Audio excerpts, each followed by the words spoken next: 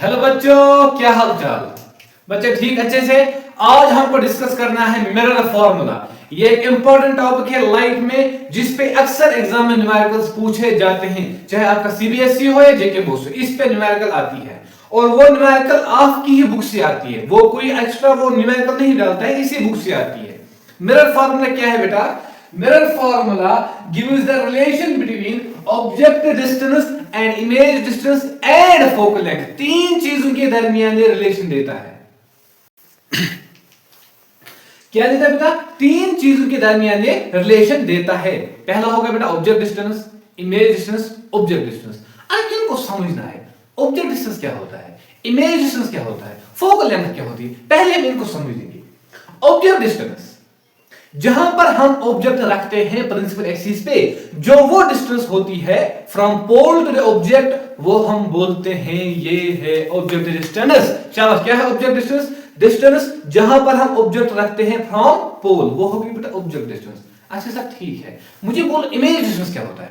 Image distance वो distance होती है जहां पर इमेज बन जाती है, जहां पर इमेज बनती है वो हो गई इमेज डिस्टेंस। कहां से? पोल से। जहां पर भी इमेज बनेगी, राइट बनेगी, लेफ्ट बनेगी, कॉन्केव मिरर में, स्फेरिकल मिरर में, मैं बोलूंगा क्या है बेटा ये है इमेज डिस्टेंस। अच्छा से फोकल लेंथ क्या है? फोकल लेंथ होती है सिंपल, पोल और फोकस के दरमियान जो भी डिस्टेंस होती है उसको हम फोकल लेंथ बोलते हैं। हमने लास्ट टाइम, जरा बोलो मेरे साथ, हमने क्या किया था? हमने डिस्कस किया था F is equal to R/2। Focal length radius of curvature का हाफ होता है। शाबाश, focal length radius of curvature का हाफ होता है। यहां पर सर रिलेशन फिर से रिपीट कीजिए एक बार। रिलेशन क्या है? 1/u plus 1/v is equal 1/f। यहां पर क्या है बेटा मिरर फॉर्मूला? मेरे साथ बोलो अब। 1/u plus 1/v is equal 1/f। अच्छा ये v क्या है? ये है इमेज डिस्टेंस। मैंने लिखा है यहां पर u क्या है? Object distance. v क्या है? Image distance. और जो f है वो है फोकल लेंथ। वो है बेटा फोकल। मेरे साथ एक बार फॉर्मूला फिर से बोलो। 1/u plus 1/v is equal to 1/f। इसको हम एक और तरीके से ऐसे भी लिख सकते हैं इसको। अब ऐसे भी इसको लिख सकते हैं 1/v plus 1/u is equal to 1/f। ऐसे भी हम इसको लिख सकते हैं।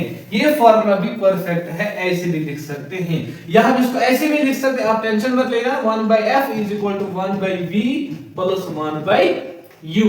ऐसे भी हम इसको लिख सकते हैं। ठीक है बेटा, इनको अच्छे से मेंटेन करो, नोट्स मेंटेन करो साथ साथ जो भी हमने अभी लिखा। इसको हम ऐसे भी लिख सकते हैं, इसका ये भी फॉर्मेट है, ये भी फॉर्मेट है, क्योंकि न्यूमेरिकल में किसी भी तरीके से हम सॉल्व कर सकते हैं, हमें आंसर आना चाहिए। ठीक है बेटा, यहां पर ऐसे भी लिख सकते हैं, ये फॉर्मेट भी है इसका, ये फॉर्मेट भी। चलिए बेटा, एक और टॉपिक जिसमें अक्सर हमें ये क्या होता है सर, मैग्निफिकेशन क्या होगी, लीनियर मैग्निफिकेशन क्या होता है। अब सर एक बार सोचो, ऑब्जेक्ट की इमेज कितनी बड़ी बन जाती है?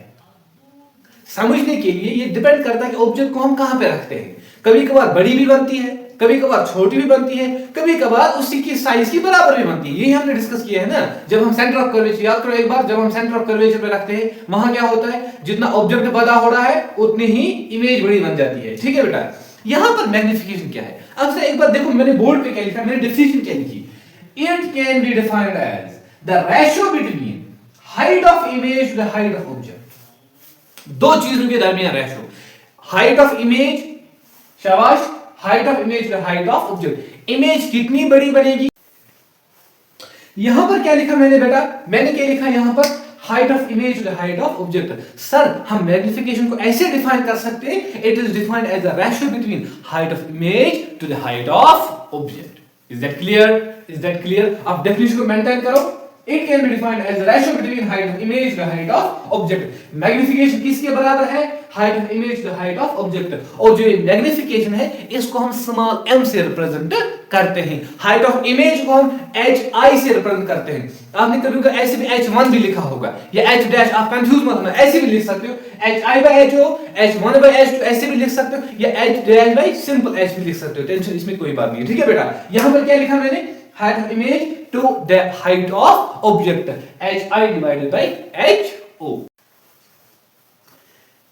बेटा आपको साइन कन्वेंशन तो याद होगा, आपको साइन कन्वेंशन याद है? above the principal axis positive, below the principal axis negative, in the direction of incident axis क्या है वो? पॉजिटिव।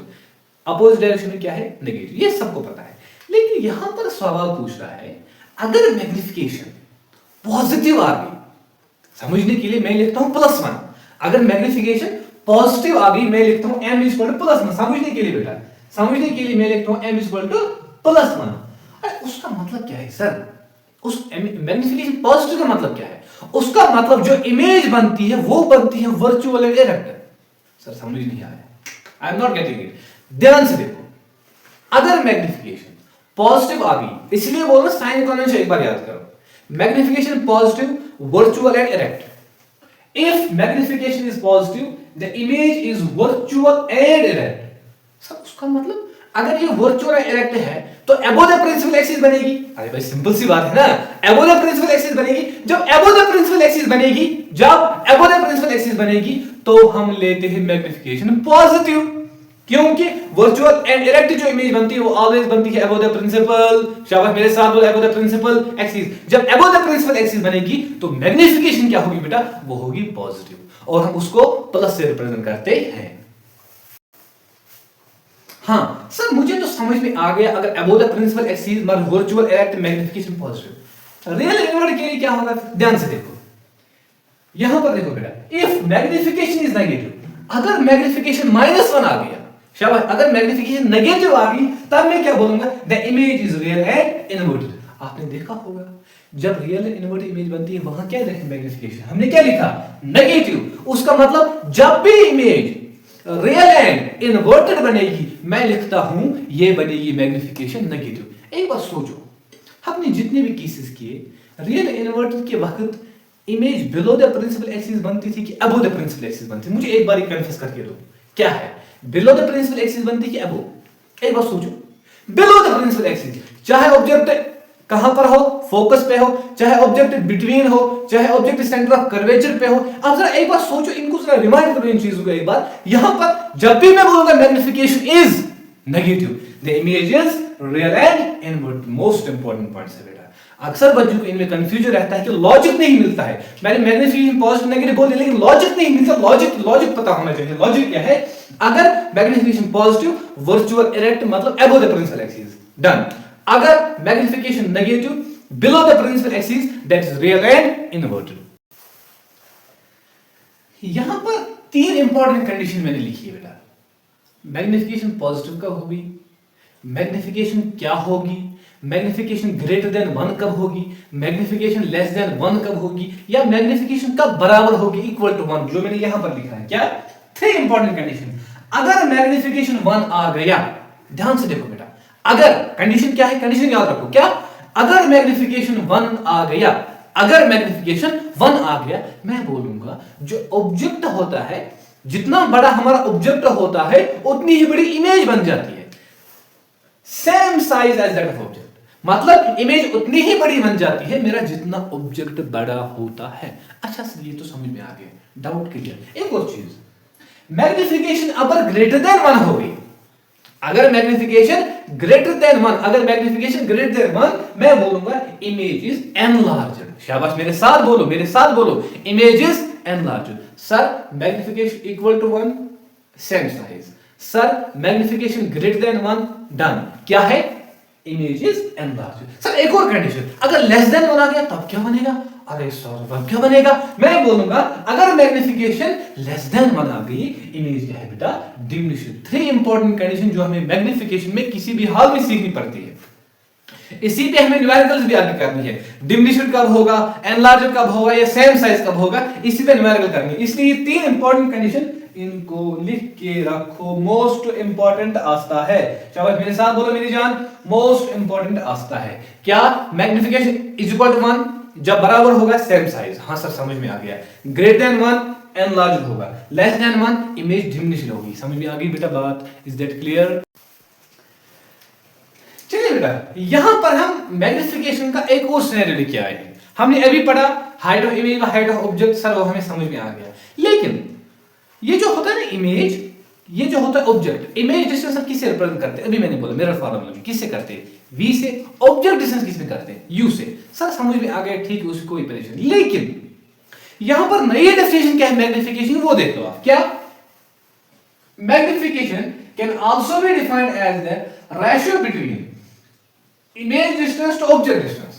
अभी मैंने बोला image distance को हम किससे रिप्रेजेंट करते हैं, v से करते हैं, ऑब्जेक्ट डिस्टेंस को किससे करते हैं, u से करते हैं. यहां पर डेफिनेशन क्या है, magnification can also be defined as the ratio between image distance and the object distance with negative sign. समझ में आ गई बेटा बात, विद नेगेटिव साइन. इसको हम मैथमेटिकली कैसे लिख सकते हैं वो देखो. Magnification is equal to negative times image distance divided by object distance. Sir समझ में आ गया. इमेज डिस्टेंस को हम v से रिप्रेजेंट करते हैं, ऑब्जेक्ट डिस्टेंस को हम u से रिप्रेजेंट करते हैं. ठीक है, और मैग्निफिकेशन को मैंने अभी बोला वो हम किससे रिप्रेजेंट करते हैं, m से. ठीक है बेटा. यहां पर क्या है, यहां पर मैंने बोला मैग्निफिकेशन किसके बराबर होती है, height of image by height of object. ये हमने अभी किया, अभी हमने 2 मिनट पहले ही किया. हां, तो अगर मैं m का वैल्यू सब्स्टिट्यूट करूंगा, यहां पर m के बदले क्या लिखूंगा, h बटा h वो निकला -v/u. The important formula is here. क्या मैं बोलूंगा, क्या बोलूंगा बेटा, height of image divide by height of object is equal to negative times image distance divided by object distance. Note साथ साथ बना बेटा, ये अच्छे से प्रॉपर तरीके से आप लिखो. ठीक है, प्रॉपर तरीके से यहां तक बराबर कंप्लीट लिखना. और हमारा आज मिरर फार्मूला और लीनियर मैग्निफिकेशन कंप्लीट हो गया. मिलते हैं इंशाल्लाह नेक्स्ट वीडियो में.